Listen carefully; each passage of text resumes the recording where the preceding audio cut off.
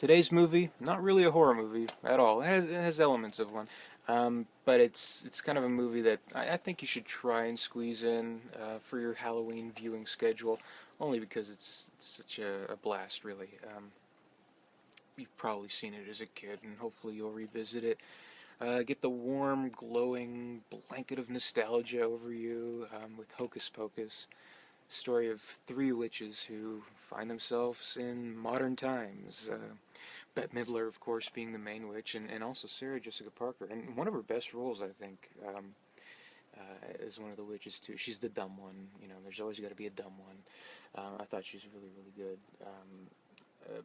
Basically, it's a fairly simple plot.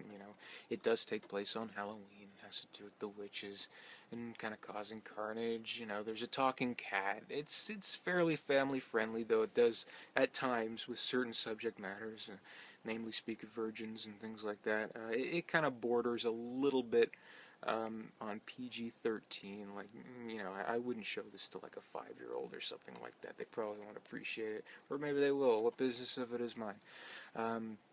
But I think it's lots of fun. Really, really funny. It's a Disney movie. What else can you say there? Back in the 90s when Disney was kind of sort of pushing the envelope, like if you look at some of the other Disney movies that came out around that time, like, something like The Mighty Ducks.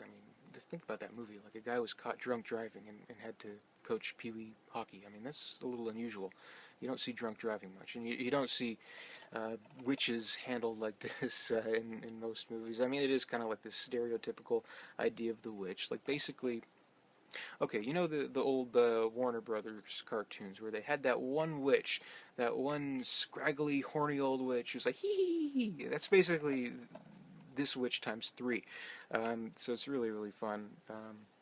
They have a lot of personality to them. You can tell Bette Midler is just having a blast. Like, she doesn't give a shit. She's just like, hey, I'm a witch, whatever.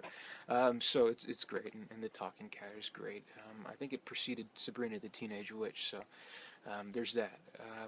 Yeah, it's definitely something, like, it's important sometimes to watch more family-friendly movies, sort of, like, that deal with Halloween kind of stuff.